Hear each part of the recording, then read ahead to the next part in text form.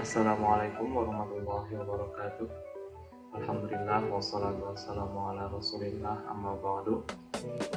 Kakak-kakak mahasiswa yang dirahmati oleh Allah Subhanahu wa taala. Kali ini saya membuat video untuk menjelaskan tentang dana talangan umroh yang ditugaskan kepada kelompok ke-7 ya kalau nggak salah. Jadi dana talangan umroh dalam mata kuliah fikih muamalah kontemporer ini saya pilih sebagai salah satu materi kita karena dana talangan umroh ini memakai akad ijaroh, di mana akad ijaroh dalam penggunaan klasik dan modern itu cukup berbeda ya, khususnya untuk yang di perbankan. Dan dana talangan umroh ini menggunakan akad ijaroh yang dikombinasikan dengan akad qorat, sehingga juga bisa menambah pengetahuan kita mengenai kombinasi dua akad dalam satu transaksi secara bersamaan.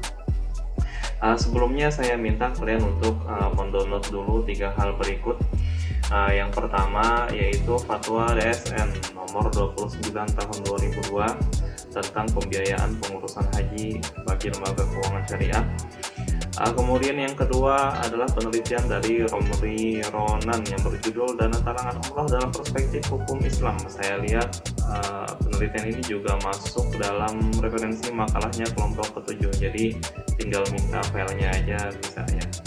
Kemudian yang ketiga, analisis proses pelaksanaan akad qorat wal ijarah pada produk talangan umroh kasus di Bank Syariah Mandiri, cabang Bogor. Penelitian dari M. Iqbal Fadli, Khalil Nawawi, dan Suyud Arif. Linknya nanti akan saya taruh di deskripsi, jadi kalian tinggal klik download. Baik, pertama kita buka dulu Fatwa Dewan Syariah Nasional yang nomor 29 tahun 2002 ini ya. Jadi ini fatwa udah lumayan lama, 2002, sekarang udah 2020. Tentang pembiayaan pengurusan haji bagi lembaga keuangan syariah.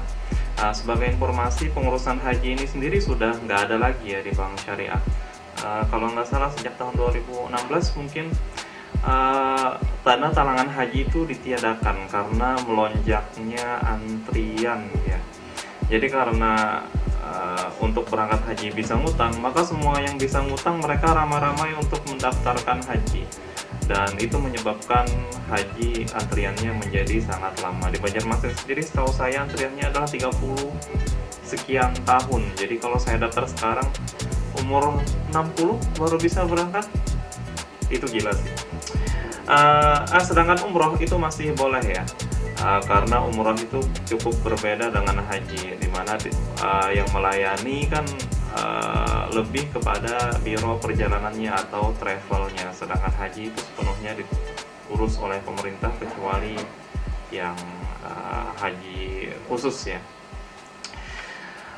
Baik, di sini kita bisa lihat dasar hukumnya ada begitu banyak ya. Ada surah Al-Maidah ayat 1 tentang apa ya, akad ya, ayyuhalladzina amanu aufu bil uqud, wahai orang yang beriman penuhilah akadmu.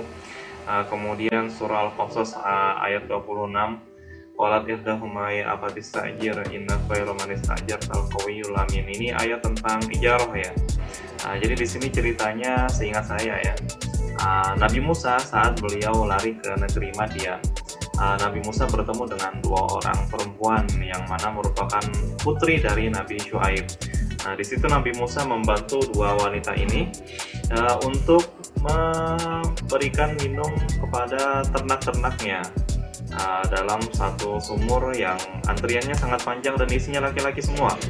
Nah, karena Nabi Musa melihat dan kasihan kepada 2 orang perempuan ini, maka Nabi Musa membantunya. Nah, kemudian 2 orang perempuan ini balik kepada ayahnya Nabi Syuaib tadi ya. 2 orang perempuan ini mengatakan kepada ayahnya, wahai ayahku, berilah upah atas pekerjaan dia, istajirhu. Berilah upah atas pekerjaannya Nabi Musa ini yang telah membantu memberikan minum kepada ternaknya. Ini adalah tentang ijarah. Selanjutnya ada berbagai macam dalil yang kita skip aja ya, ada terlalu banyak. Tapi di sini ada satu kaidah fikih, al-aslu fil muamalah ibaha illa yadullu dalil ala tahrimiha. Nah, ini perlu diperhatikan ya, bahwa muamalah itu hukum asalnya boleh kecuali ada dalil lain yang mengharamkannya. Kemudian yang kedua, al-masyaqqatu tajribu taysir, hal yang sulit itu akan menimbulkan kemudahan. Dan yang ketiga, al-hajah qad tanzilu manzilatal darurah, kebutuhan itu kadang-kadang bisa naik tingkatannya kepada posisi darurat. Kadang-kadang ya, jadi nggak setiap kali kata-kata qad kalau ditambah dengan fi'il mudhari itu fungsinya menunjukkan arti kadang-kadang. Jadi nggak semua kebutuhan itu bisa naik kebutuhannya menjadi tingkatannya menjadi darurat, hanya beberapa saja. Dan tampaknya DSN di sini memandang bahwa kebutuhan untuk berangkat haji itu salah satu hal yang darurat gitu ya, walaupun ini prakteknya kemudian tidak diperbolehkan lagi karena melonjaknya antri. Nah, kemudian kita langsung ke ketentuan umumnya. Di sini DSN menyebutkan dalam pengurusan haji bagi nasabah, LKS dapat memperoleh imbalan jasa dengan menggunakan prinsip ijarah. Nah, jadi DSN memperbolehkan lembaga keuangan syariah melakukan bisnis pengurusan haji seperti itu ya. Dan DSN juga memperbolehkan lembaga keuangan syariah termasuk bank untuk mendapatkan upah darinya dalam bentuk ijarah. Artinya dia dapat imbal balik berupa ujrah. Kemudian apabila diperlukan, LKS dapat membantu menalangi pembayaran haji ini dengan menggunakan prinsip qard. Nah, jadi selain ijarah, DSN juga memperbolehkan LKS untuk memberikan talangan kepada nasabahnya dengan melalui akad qard. Di sini bisa kita lihat ada dua akad yang diperbolehkan oleh DSN. Yang pertama adalah ijarah, kemudian yang kedua adalah qard ya.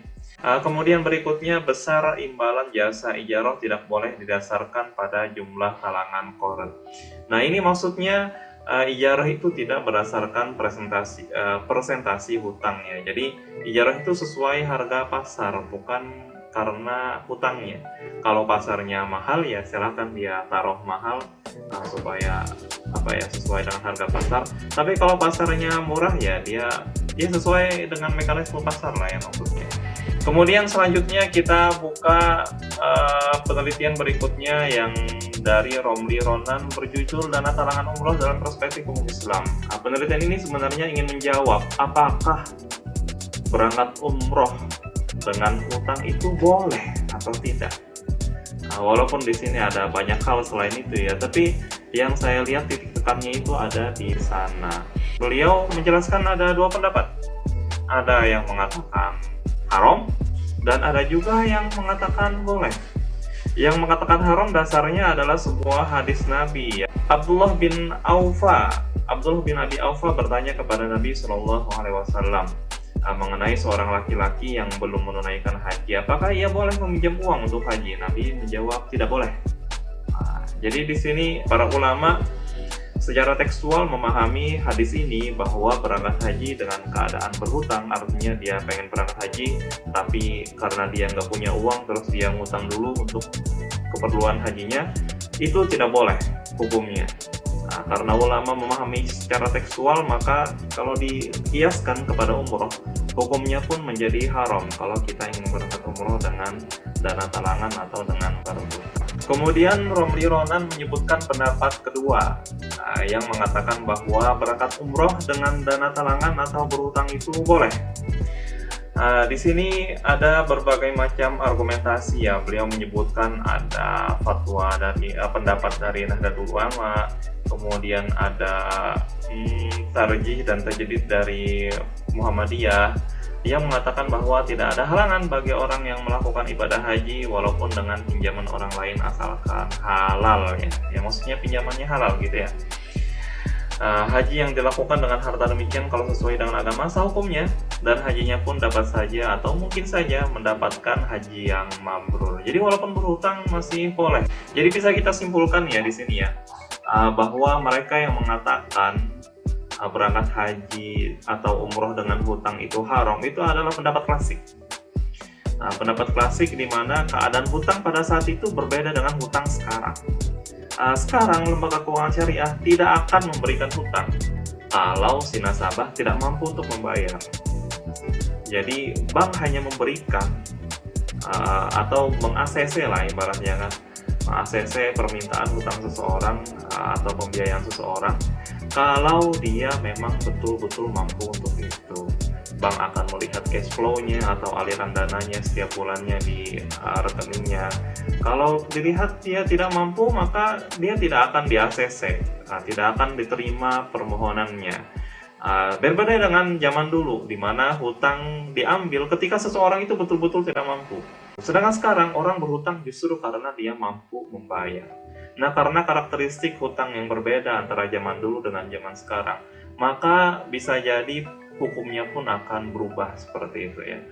Hukum yang berlaku di zaman yang lalu akan berubah jika dibandingkan dengan zaman sekarang. Seperti itu ya.